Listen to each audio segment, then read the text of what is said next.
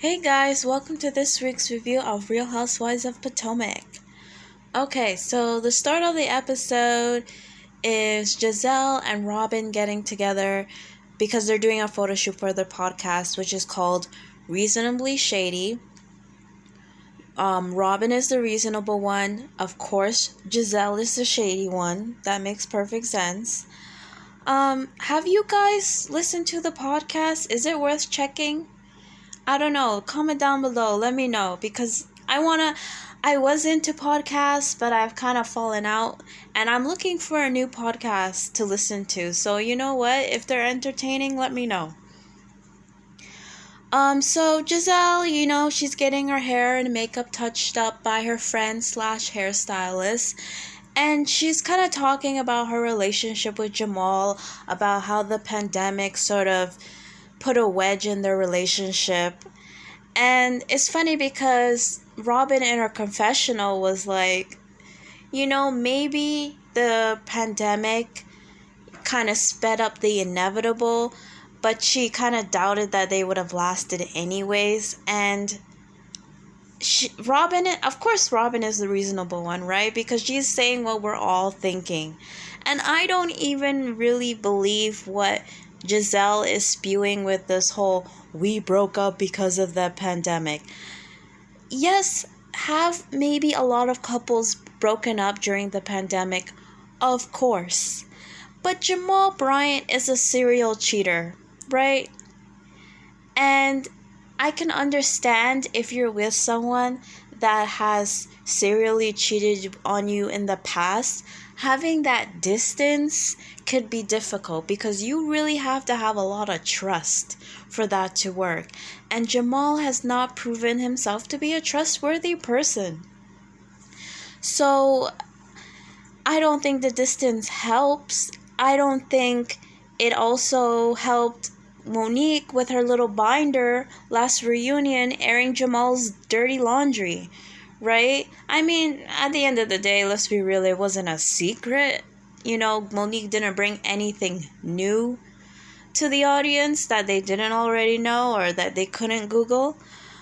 But she did embarrass him, right? And he even said that he's no longer going to film for that show. So I can imagine that was also probably a point of contention in their relationship because, I don't want to say Giselle is the star of the show because I don't want to offend the Karen lovers. But yeah, Giselle is a main cast member, right? This is her business. This is her life. So for her to date someone that doesn't want to be a part of it, how is that going to work out for her long term? I think Bravo, of course, would have a little bit of tolerance for her. But at the end of the day, it's kind of like, that's not going to work, right?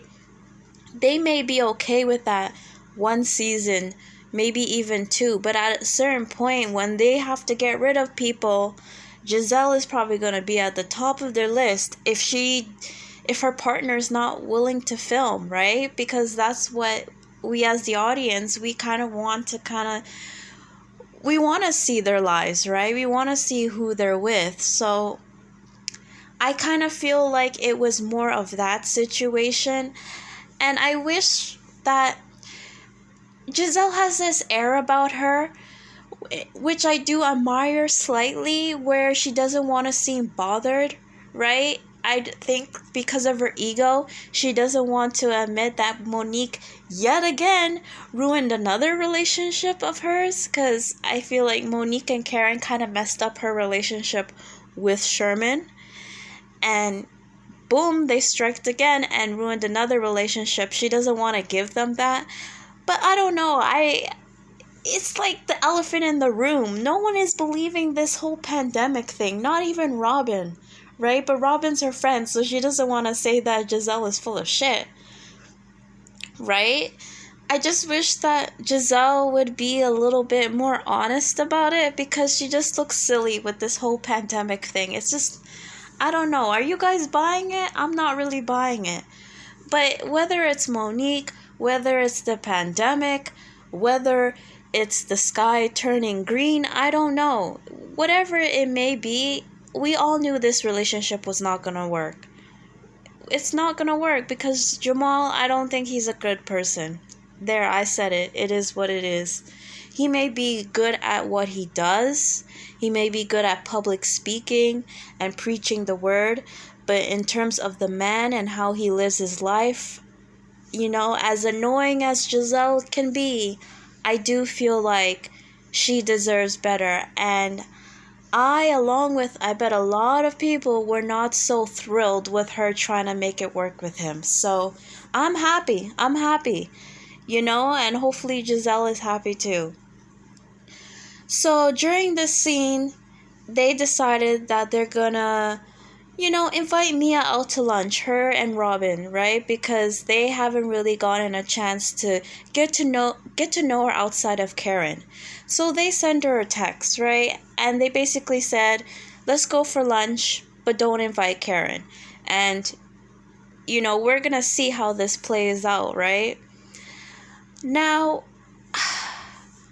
here's the thing. I mean, was Giselle wrong for saying, and don't invite Karen? Maybe, but I mean, I'm pretty sure Mia watched the show before, right? If you're going on a show, you're gonna at least see a couple of episodes, right?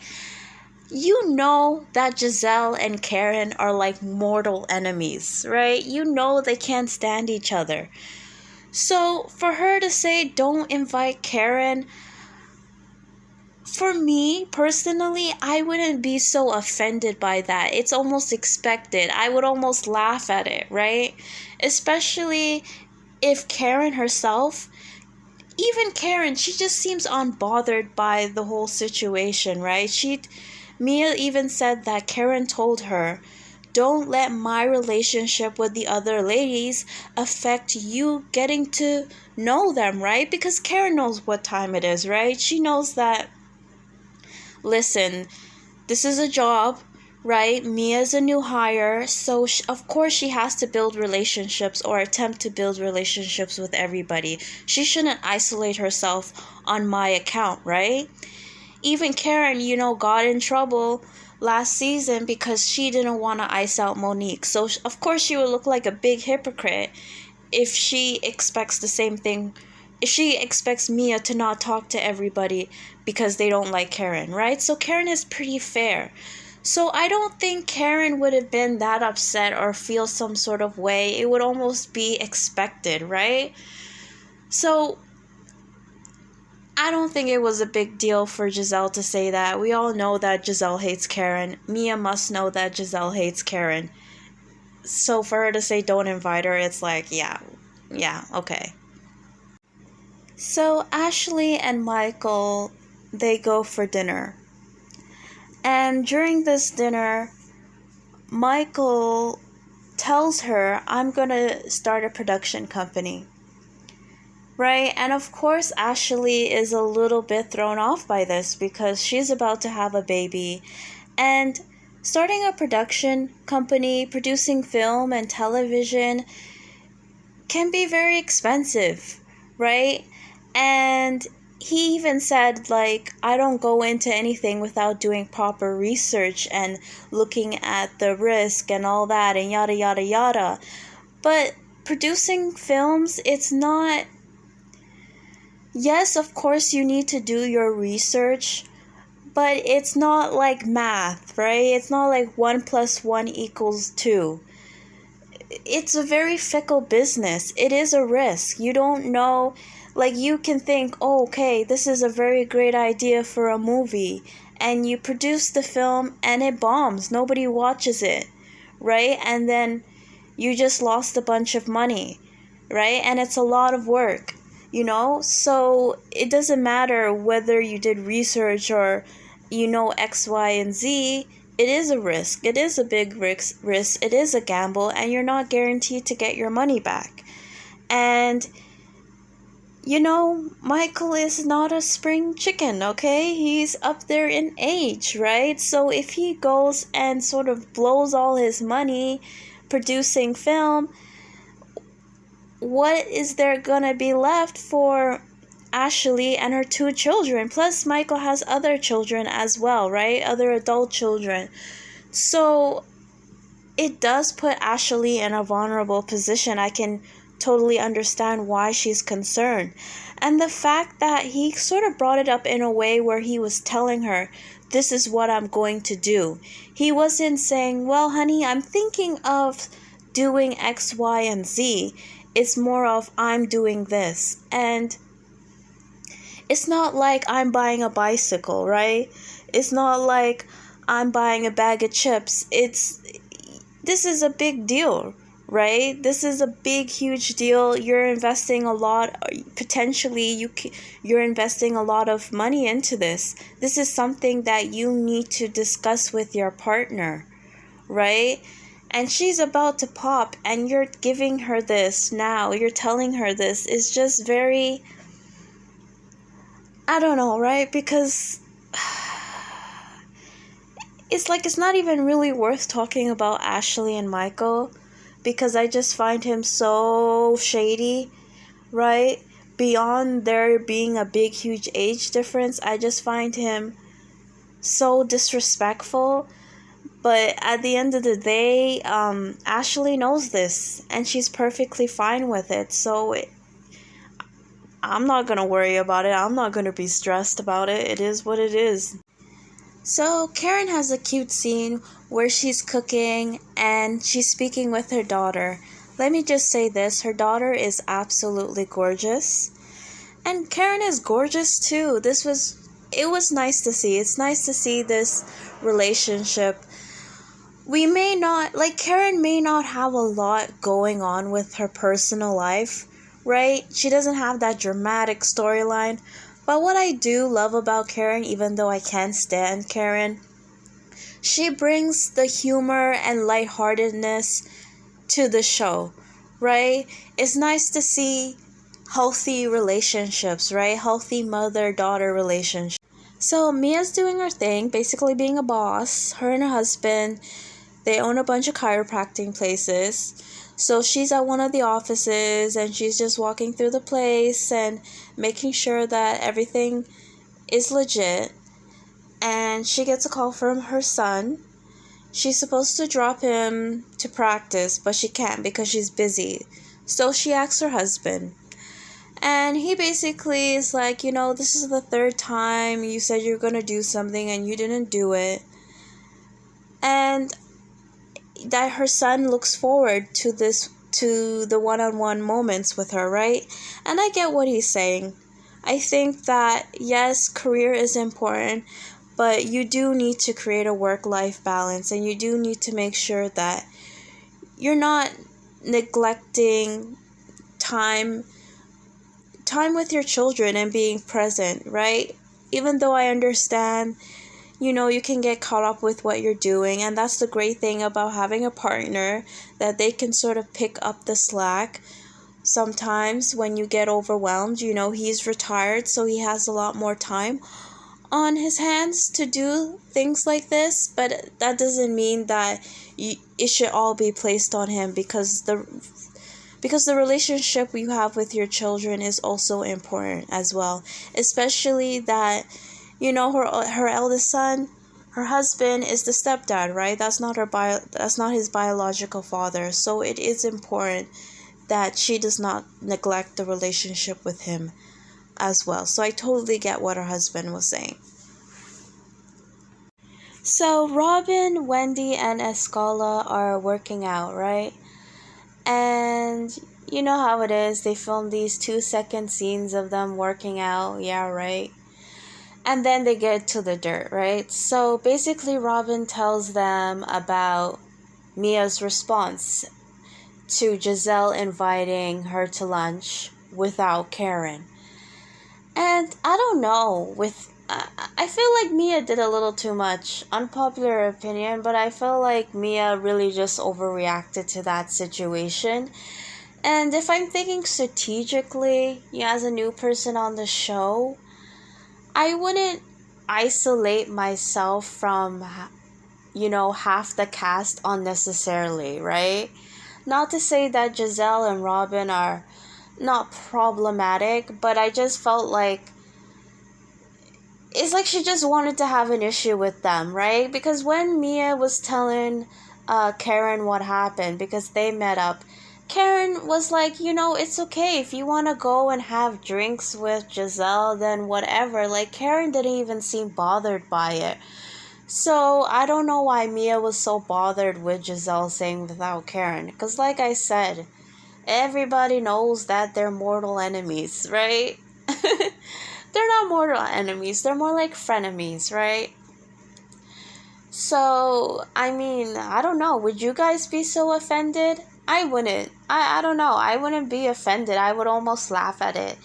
Now, if I went to lunch with them and they decided they're going to talk a bunch of shit about Karen, then of course that's when I would speak up and say, hey, that's not okay, right? That's when I would let them know. But if that comment alone, I don't think it warranted that response like, oh, let me speak to my secretary to book an appointment. I just felt that was kind of corny to me. It was corny. I don't know. It wasn't really necessary. So we get another scene with Giselle and her daughters.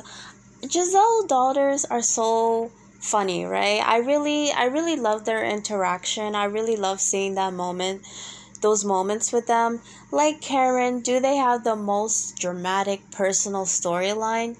No. But I do love the lightheartedness and the fun they bring to the show, right? So Grace, she's getting her learner's permit.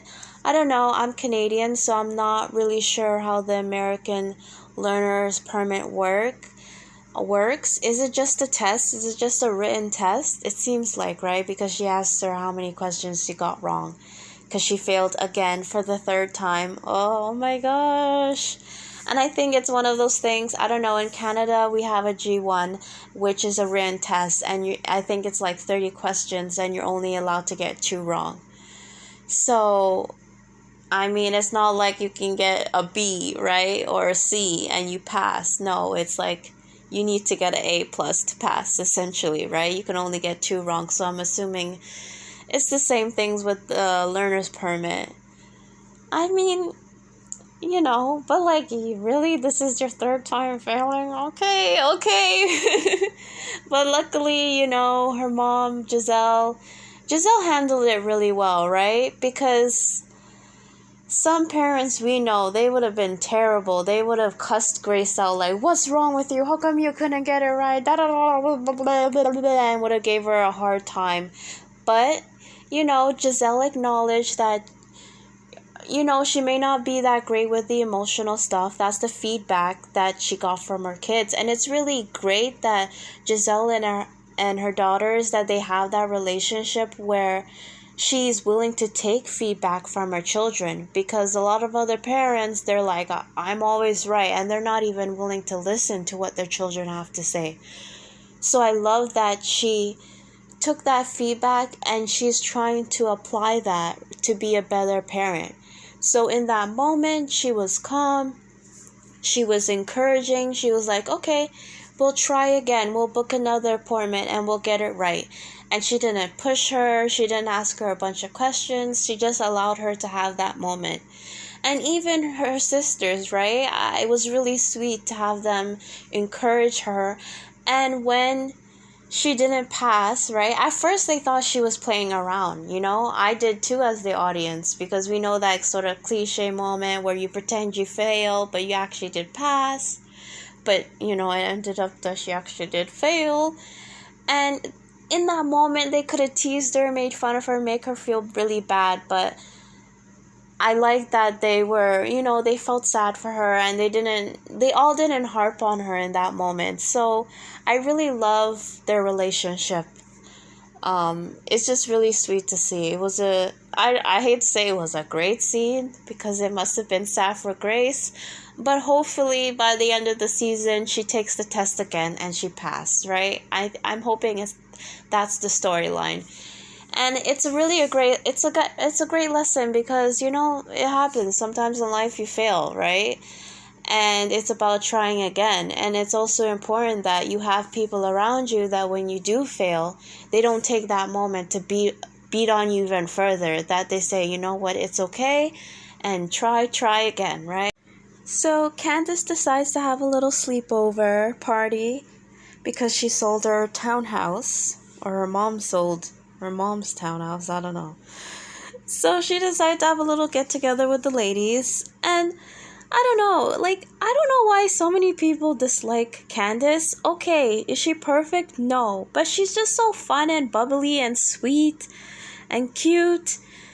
She could be a bit much at times, but I don't know, I like her. I like the energy and the funness that she brings to the show. And I don't know, I just like her. I like her. This was a cute moment, right? And I think she really tried hard to make everybody have a good time.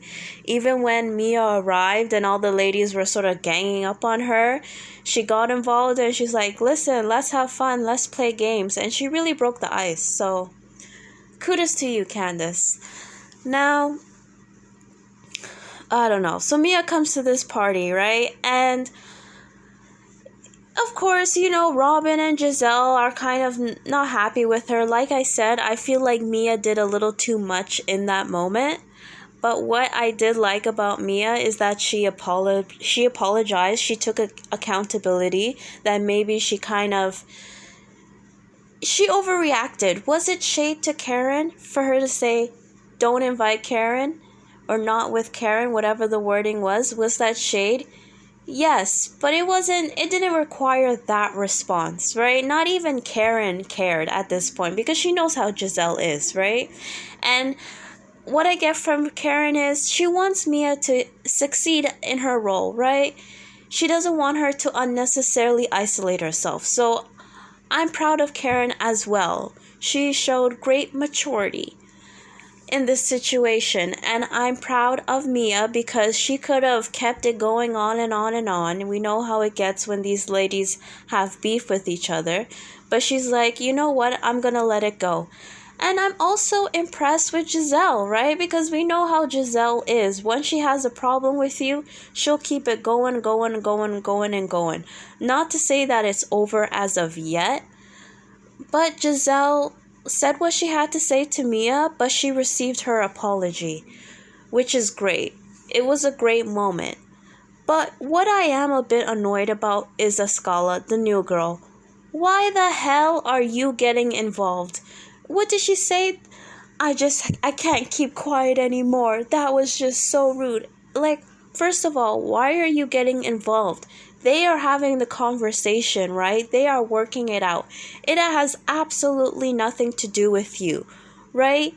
And even Wendy, it's like, just shut up, right? Because I just feel like these people they don't really have any beef with Mia. They just want to get a little camera time, and it's really annoying at this point. And I'm glad that Candace was like, okay, everybody shut up. This is a one-on-one conversation, right? Because it just was really messed up. Mia just comes into the party and everybody else has a problem with her. That is the annoying thing about new people, right? Was Mia doing a little bit much? Yes, but it feels a bit more organic. Ascala is like relax, right? I like Ascala a little bit so far from the little bit I've seen of her. I think she could be a good addition, but she's gonna turn me off if she's doing that whole, I don't know, just overly inserting yourself into things that have absolutely nothing to do with you. We already have one Giselle. We don't need two. Trust me, because Giselle already gets on my nerves, right? So we don't need another one. And Giselle has definitely turned it down a lot from where she was in previous seasons, and I'm actually enjoying Giselle a lot more, so we don't need another one of her. Please.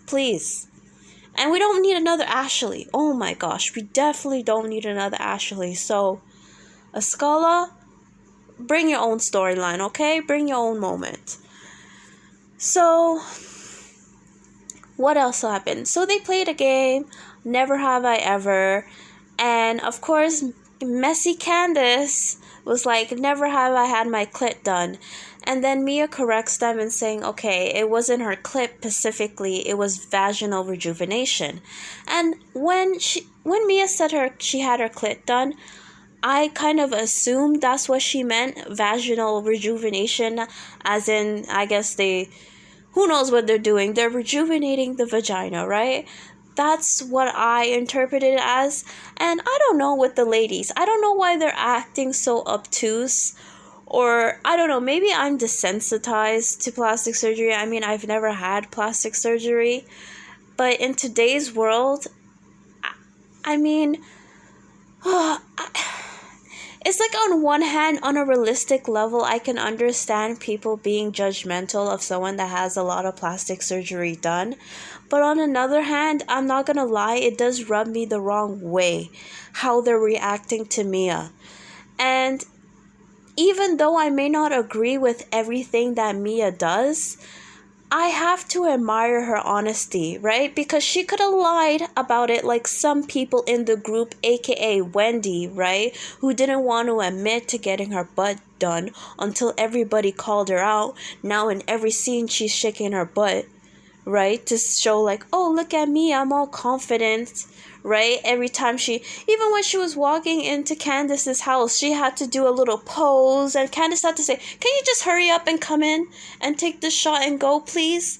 Right? She comes in the room, she takes off her coat, and she goes, oh, look at me. And it's like, all that stuff would not bug me so much if she wasn't so hard on Mia, right? You want to judge Mia for what she's got done, but look at you, right? And what if you had 2 kids? Well, she had 3 kids. What if you wanted to get your vagina done as well? I mean, it's not a big deal, right? It's just hypocritical of her. That's what I find annoying, and it's also because I know that Wendy doesn't really have an issue with Mia. Now, she may look down on Mia, right? But she doesn't have any real beef with Mia. It's very clear that she's moving the way she's moving for camera time, right? And I see it, and I see through it, and it just annoys me. It annoys me when these ladies do it. And they don't even do a good job. Now, Wendy's doing a better job than Ascala, I'll give her that, right? But I don't know. I just don't like how the ladies are so judgmental. Candace as well, right? I don't get it. Because we can look at each of y'all's life and we can point out a thing which we're like, I mean, Candace and your husband, people have had a lot to say about that. People can judge you on that. Ashley and your husband, people have had a lot to say and they can judge you on that. So, I don't understand why they're being so hard on Mia. And that's just going to make Mia more likable towards the audience. I think a lot of people are responding well to Mia so far, and that's going to backfire. It is what it is. People like the underdog. But overall, it was a cute, fun scene with all the ladies. I talk my crap right now, but I do like that despite what they have going on, that they could still come together and have a good time. And this is where I like it to be, right? Last season it was just too much. And I don't want to ever see anybody get into physical fights again. That's why when we do see the trailer of Mia throwing salad at Candace, it did turn me off. Simply because I don't want it to get to that space again where everybody's sort of isolated, everybody hates each other so much that they can't even be in the same room. And that sort of, sucks up all the air, and that's all they can talk about, and nothing else can go on because there's such contention with 1 or 2 people. I don't like that. So I'm really enjoying this season so far. Like I said, this was a good moment. And of course, a side note, Candace forgot, quote unquote forgot, I don't blame her, to invite Ashley, but it seems like Ashley is giving birth at the very same time, so she was kind of occupied right now, she can't make it to the party. She's having a baby. So, congratulations to Ashley. Now, before I close out this review, I just want to, give my 2 cents about Nicki Minaj potentially hosting the reunion. Anybody other than Andy, I'm here for, right? Because we've had Andy for how long now? He hosts all the reunions, Housewives reunions. It would be nice to switch things up and get a change. And I definitely think bringing Nicki Minaj onto the scene would really help to promote Real Housewives of Potomac. It will probably be one of their highest rated episodes, that reunion. So I'm here for that, right? If Nicki Minaj can use her clout to uplift the ladies, kudos to them, right? Now, here's the thing. Nicki as a host, though, I think Nicki is very entertaining, but the thing is that as the host, you don't want to sort of steal the spotlight from the other ladies, and that's what I'm afraid Nicki Minaj would do. She would sort of make it all about her, maybe indirectly or directly. She may end up making it all about her because she's Nicki Minaj, right? She's a big star, and I don't want her fame to eclipse the other ladies, right? And I don't know about Nicki Minaj. Because Nicki Minaj is so opinionated as well, I don't want her to overassert her opinion into the situations and kind of have biases. Even though Andy could be biased as well, any host is going to be biased, right? Because at the end of the day, they're not robots, they're human beings. They're going to have their favorites. But at least Andy, he's a little bit more slick with it. He's a little bit more passive with it. And I feel like Nicki Minaj is just going to be overt. And that may sort of distract, from, like I said, it may distract from the other wives. But at the end of the day, I'm here for it. I'm willing to, see how it goes. Just give her the opportunity. I don't know yet, right? I can't say she's not going to be good or she is going to be good until she does it. Until then, after she, hosts the reunion, then I can formulate the opinion on whether or not she'll be good. But at the end of the day, I think it will be good ratings for them. So might as well, and it will give somebody else an opportunity instead of Andy all the time. So I'm here for it. Anyway, guys, that's the end of my review. See ya.